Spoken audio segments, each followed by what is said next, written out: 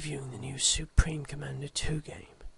And oh dear, ladies and gentlemen, I am disappointed from the top of my head to the tips of my little toes.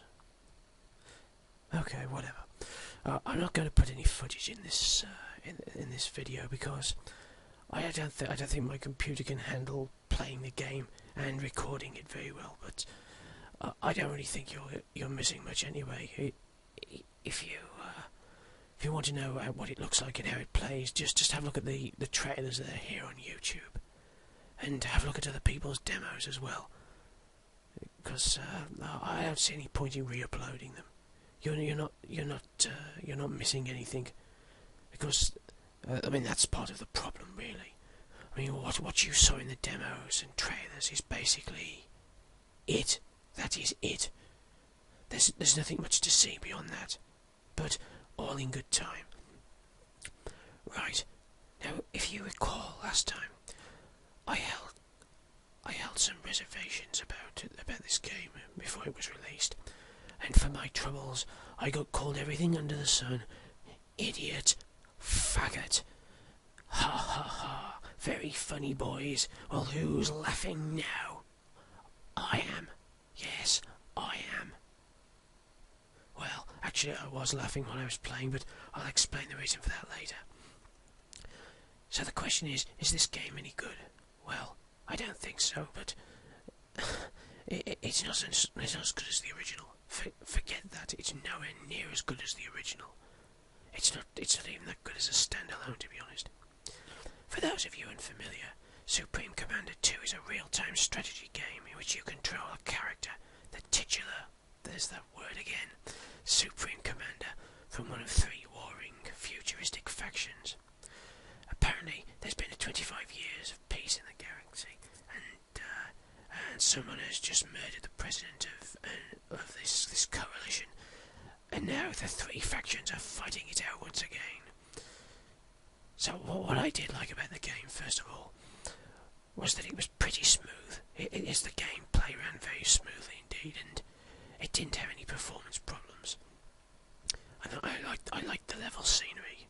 You know, the way the levels were laid out and that. Some of the locations were incredibly picturesque. But I think that's about it. That's about all I liked about it. Okay, so I'm going to outline my grievances one by one here, because believe me, there are a lot of them. First of all, you can't install the game unless you're online. I learned this completely by accident. The setup screen gave me an error message that looked like there was something wrong with the software. I mean, the error message didn't say you need to be online to play this game. It said error at steam.exe or something like that. I can't remember. I mean, I nearly sent it back because I thought it was faulty. And when you do get it to work, you have to sign to this Steam thing which registers your game and apparently associates it with your login profile. So what does this mean? Does this mean that if I decide to sell this game at a later date, the person I sell it to isn't going to be able to play it unless I give them my login details, or what? I mean, if that's the case, it's hard to believe, but it sounds like someone has finally achieved the impossible and surpassed the infamous DRM copy protection in terms of moral reprehensibility. Oh yes, when you finally signed up, you can't play the game just yet. Oh no. First you've got this whopper, and I mean whopper, of a file to download. We're talking gigabytes. I don't know how large it was exactly, but it took ages, and I'm on an 8 meg broadband connection. We're talking over an hour. So that didn't put me in a very good mood. I mean, I'm sure that there was nothing about this Steam thing on the website I bought it off.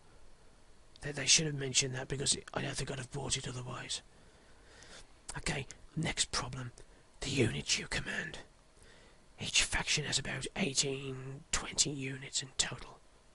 And that's it. That is it. I'm not joking. That is all the units you can control. Depending on which faction you play, there's usually a tank of some sort, a mobile anti-aircraft gun, a missile launcher, a siege assault bot, which I found to be pretty much bloody useless. I mean, they're usually the first things to die in any battle, and you'd be better off just leaving them alone and just building tanks instead. What else is there? A mobile shield generator of some sort, and an anti-missile defense. Most of the factions follow this formula. They don't vary all that much. There's usually about three air units, yes. Usually a fighter bomber, a gunship and a transport, and that's it. The naval unit, again, there's only about 3 of them per faction, except for the Illuminate, which doesn't have any navy at all. And nothing to write home about either, which doesn't really matter too much, as there's only about 1 mission per campaign where you get to use them anyway.